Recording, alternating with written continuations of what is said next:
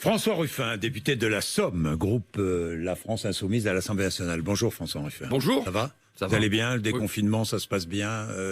Tout va bien? Pour moi, tout va bien. Bon, et pour ma famille aussi. Donc, bon, c'est l'essentiel. Est-ce qu'il ne faut pas relancer la consommation à tout prix pour sauver des emplois? Alors, je vous dis... François Ruffin, alors, c'est un vrai débat.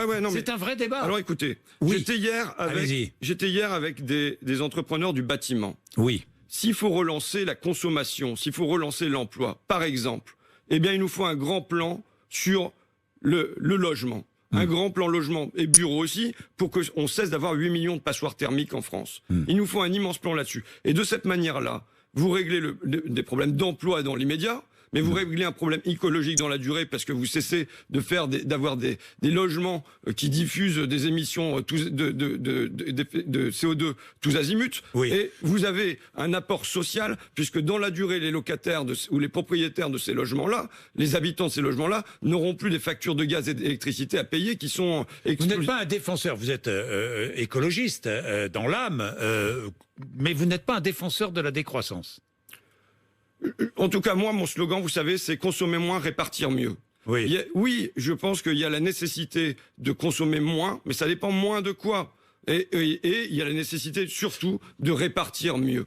Et de consommer français, le Made in France. Ça, vous savez, ça fait. Moi, j'ai écrit un bouquin et oui, donc c'est pas comme si mon engagement est daté d'aujourd'hui. En 2008, qui s'intitulait Leur grande trouille, journal de mes pulsions protectionnistes. Je suis protectionniste. Je suis favorable à ce qu'on. Vous êtes patriote. Vous défendez le patriotisme économique. Moi, ce que je défends, ce que je défends, c'est une relocalisation très importante des emplois. Pourquoi? D'abord sur le plan social, évidemment, il faut qu'on ait un outil industriel. Quand je vois, puisqu'on vient de naître dans cette crise du Covid, que je vois dans mon coin la Picardie, qui a été, comme le vôtre, un grand coin textile. Oui. Et que maintenant, on s'est retrouvé incapable de produire des surblouses, et que c'est ma mère, avec ses copines, qui en produit pour l'hôpital d'Abbeville, chez elle, avec plein d'autres bénévoles. Je veux dire, c'est une tragédie. Oui. Et moi, ça fait 20 ans, depuis que j'ai lancé mon journal, ça fait 20 ans que j'alerte. Ça fait 20 ans que je dis, on ne peut pas laisser faire ce dumping social, qui est aussi un dumping environnemental, et parce qu'on a signé des accords de libre-échange, continuer à laisser partir nos vêtements, nos médicaments, et tout, vers, en l'occurrence, l'Asie du Sud-Est, y compris l'agriculture. Et vous savez, pendant ce temps où on est en train de dire qu'il faut relocaliser, ainsi de suite, on continue de signer des accords, en l'occurrence avec le Mexique, sur la viande bovine. Qu'est-ce qu'on veut? Quelle agriculture on veut? On veut une agriculture locale ou bien on veut une agriculture internationalisée où on exporte des carcasses de viande tous azimuts à travers le pays? Alors la relocalisation aujourd'hui est défendue par le Rassemblement national, par une partie des Républicains, par les Verts, par la France Insoumise et maintenant par le gouvernement. C'est-à-dire tout le monde est d'accord, quoi. Vous savez, quand j'ai écrit mon bouquin il y a une dizaine d'années, tout le monde était déjà d'accord sur la relocalisation. Oui. Non, le problème c'est pas la relocalisation, c'est comment on l'a fait cette relocalisation. Et si je dis, moi, et je le disais déjà il y a 12 ans, je le disais avant Marine Le Pen, si je dis qu'il faut des quotas d'importation, qu'il faut des taxes frontières, qu'il faut des barrières douanières, oui, il faut des outils de régulation à nos Mais il faut aussi de la mondialisation. On l'a vu à l'occasion de cette crise sanitaire. Les frontières volent en éclats. Je n'ai aucun souci à dire qu'il faut une part de mondialisation, que je suis favorable au commerce. Maintenant, si on achète des produits, pardon, je vous coupe François Ruffin, mais si on achète des produits fabriqués en Inde, par exemple, ou dans des pays qui souffrent, on fait baisser la pauvreté aussi. Non. Vous savez, oui ou non? Non, c'est pas comme ça du tout que je... Non. Bon. Vous savez, on produit d'abord... Pourquoi ça se passe en Inde, par exemple, la production de substances actives? C'est pas par philanthropie que l'industrie du médicament décide de délocaliser là-bas, et y compris les lobbyistes du médicament le disent. Pourquoi? Parce que c'est un mode de contournement des normes environnementales qui existent en Europe. Et c'est un mode de contournement des progrès sociaux qui ont été acquis en Europe. Donc nous ne devons pas laisser faire ça. Nous devons en effet avoir une part de l'industrie, pourquoi pas, qui se produit là-bas, mais aussi une grosse part qui continue à se produire sur notre territoire. Vous savez, c'est pas nouveau. Keynes y disait déjà, tout ce qui peut être produit à l'échelle nationale doit l'être. C'est tout. Bien, plan de soutien à l'automobile, indispensable. François Ruffin, indispensable. Est-ce que l'État doit investir notre argent, est-ce que l'État doit investir dans l'automobile aujourd'hui? Pourquoi faire? C'est ça la question. Et le problème, c'est qu'on a des dirigeants qui n'ont pas de direction. C'est-à-dire qu'il y a un an, ils reçoivent Renault Alpine, par exemple, qui est produit à Dieppe, dans la cour de Matignon. Ils grimpent dans la voiture et disent c'est super, voilà l'industrie de demain. Et aujourd'hui, on met 5 milliards. Renault dit qu'ils vont fermer pour Alpine à Dieppe. Et le gouvernement dit c'est très bien. Quelle est la direction ? On va attendre les décisions, hein, c'est vendredi. Vous pensez que Renault va fermer Dieppe ? En tout cas, c'est ce qu'ils annoncent. Et le gouvernement dit s'ils veulent le faire, c'est ce qu'a dit Bruno Le Maire hier matin. Mais il n'a pas annoncé, ça n'a pas été annoncé à Dieppe. Mais d'accord, mais si Dieppe est dans la liste. Bon, Dieppe est dans la liste. Et donc, simplement, quel est le cap ? Quel est le cap ? On a eu une loi mobilité à l'Assemblée nationale qui n'a pas fixé de cap. Quelle est la place de l'automobile dans le panel de déplacement demain ? Le gouvernement dit, alors je défends pas le gouvernement, hein, que les choses soient très claires, mais le gouvernement dit, Renault, on va aider Renault, mais en contrepartie, Renault va être obligé de fabriquer toutes ces voitures hybrides, rechargeables ou électriques en France. Déjà, comment ça se fait qu'on y songe maintenant ? Où est l'État stratège ?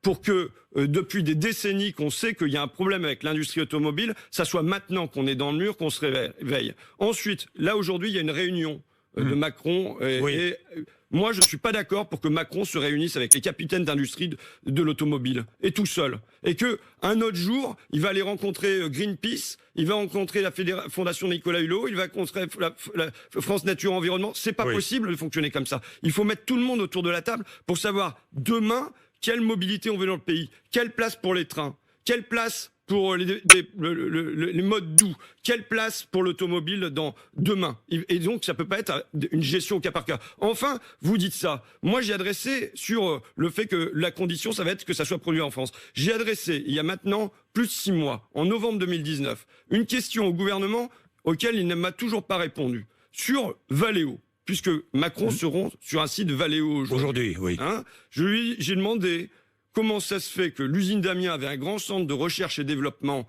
qui a inventé des tas de trucs. Hein, je peux vous les citer, mais il y a des tas de trucs qui ont été inventés. Il y a le clutch assistant, le pendule, le volant flexible.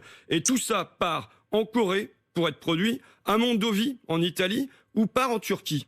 Alors que juste en face, à Amiens, vous avez un centre de production. Donc on a un centre de recherche et les inventions sont produites à l'autre bout du monde. Est-ce que la production ne coûte pas trop cher en France ? C'est le vieux débat, François Ruffin. Si on fonctionne... Les charges sociales, oui, non. Si on fonctionne comme ça, jamais on sera compétitif avec la Corée, jamais on sera compétitif. Est-ce qu'il faut nationaliser ? Est-ce qu'il faut aller jusqu'à nationaliser une partie de Renault ? Est-ce que l'État doit augmenter sa participation au capital ? Simplement, Renault, Air France, même chose. Renault ou Valeo, vous savez, le premier actionnaire de Valeo, c'est l'État. Simplement, moi, je demande que l'État joue son rôle de direction, qu'il dirige, qu'il nous dise qu'est-ce que c'est l'automobile de demain. Mais de la même manière, on voit une grande contradiction, de la même manière que je vous l'ai dit sur l'agriculture. Il n'y a pas de cap, il n'y a pas de boussole. D'un côté, on nous dit qu'il faut relocaliser, de l'autre côté, on signe des accords de libre-échange à l'échelle internationale. Bien, vous devez être satisfait, puisqu'hier, ici même, Bruno Le Maire nous dit, oui, on imposera l'abandon par Air France des vols intérieurs lorsqu'il y a moins de 2h30 de vol. Ça vous a satisfait ou pas ? Écoutez, c'est du vernis, et vernis, je l'écris V-E-R-T, trait d'union NIS, c'est-à-dire que ça concerne 3 lignes sur toute la France. Si on veut nous faire croire que le grand changement écologique demain, c'est qu'il y a 3 lignes intérieures d'Air France qui vont être supprimées, c'est du bidon, d'accord ? Et moi, je le dis avec un sentiment de tragédie parce que la grande question, c'est quel monde je vais laisser à mes enfants ? Voilà ma question. Et je suis convaincu qu'on risque de leur laisser un monde terrifiant et je souhaite l'éviter.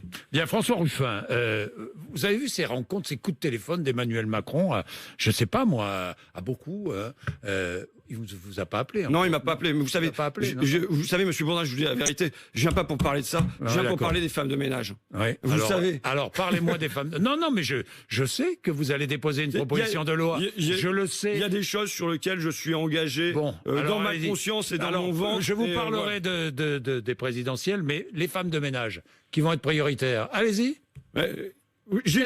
Allez-y. J'ai là, oui. Ça naît d'une rencontre, un coup de fil qui m'est passé dans ma circonscription par Géraldine qui me dit voilà, moi j'interviens à l'hôpital d'Amiens pour un sous-traitant honnête et est-ce que je vais toucher la prime Covid ? Et a priori, elle me dit non, je vais pas la toucher parce que je suis pas salarié de l'hôpital. Mais par ailleurs, elle me raconte comment elle travaille. Elle se lève à 5h du matin, elle prend 2 bus, elle intervient sur un premier chantier à 6h, entre 6h et 9h, elle reprend 2 bus pour revenir chez elle, et ensuite elle retourne travailler entre 16h et 19h. C'est le quotidien de millions de personnes dans ce pays qui ont nettoyé le micro ce matin, qui ont nettoyé les tables pour qu'on puisse parler, et ainsi de suite. Est-ce que c'est normal et qui gagnent moins du SMIC. Et qui gagnent moins du SMIC. Parce qu'elles ne font pas les heures. J'ai là les salaires des personnes de l'Assemblée nationale. Donc où un député touche 5 800 € par mois quand même. Et on est à 740 €, 780 €, 780 €, 780 €, 950 €, 950 €, 780 €. Est-ce que c'est normal? Et qu'elles viennent travailler comme des invisibles entre 6h et 9h du matin et qu'elles repartent. Qu'est-ce que vous demandez? Alors, j'ai déposé une proposition de loi qui sera discutée demain en commission des affaires sociales. Je demande 2 choses. D'abord, que toutes les personnes qui interviennent comme ça, comme sous-traitantes, bénéficient des mêmes avantages que les salariés. C'est-à-dire que, par exemple, ici, on est dans une entreprise de presse, il y a un 13e mois dans la convention collective. Qu'elle touche aussi le 13e mois. Le 13e mois, qu'elle bénéficie de tous les avantages dont bénéficient les salariés qui sont intégrés. Et la deuxième chose, c'est qu'il y a une surtaxation des heures entre 18h le soir et 9h le matin. Pourquoi? Pour qu'il y ait une incitation des entreprises, des donneurs d'ordre, à réintégrer ces salariés-là dans les heures normales et non plus à les invisibiliser. Il faut savoir que sur un dossier comme celui-là, c'est comme la relocalisation,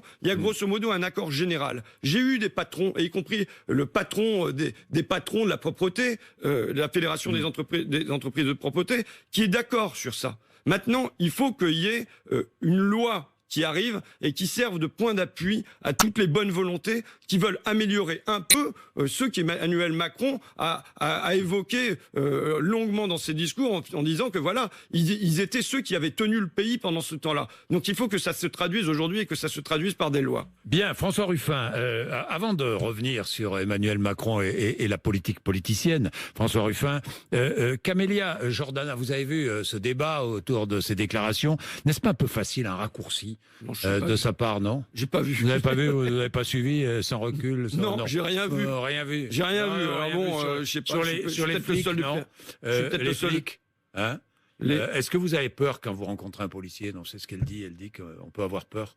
Il y a un sentiment d'insécurité en présence des policiers. On a un sentiment d'insécurité. Alors, il se trouve qu'avant le déconfinement, j'avais produit un rapport pour une police de la confiance. Et en effet, il y a une confiance qui a été cassée dans le pays. Il faut l'entendre, de toute façon. Il y a une confiance qui a été cassée dans le pays entre la police et un certain nombre de personnes. Cette confiance, il faut absolument la rétablir. C'est documenté statistiquement. C'est documenté statistiquement par un certain nombre de sociologues qu'aujourd'hui, on a une confiance qui a été brisée. Et je pense que la police est Est-ce qu'elle vous fait peur, la police? Non, moi, elle me fait pas peur. Elle est raciste? Vous savez... Est-ce qu'il y a des policiers racistes? Je dis pas qu'il y a des policiers racistes du tout. Enfin, il peut y en avoir après tout, comme dans toutes les corporations, je veux dire, hein, mais c'est pas ça. C'est que on peut avoir un fonctionnement, il faut le dire, qui fait que les contrôles d'identité sont ciblés, par exemple. C'est documenté statistiquement. C'est montré que la France est l'un des pays où il y a l'une des plus grosses distorsions en termes de contrôle d'identité, le fonctionnement, qui est aussi lié à d'autres choses, et qui peut nous ramener à ce qui s'est passé dans le problème de la santé, qui peut nous ramener même à la kérosène dans le pompier que je visitais hier à Ville. Attendez, c'est quoi? C'est quand on fait la politique du chiffre.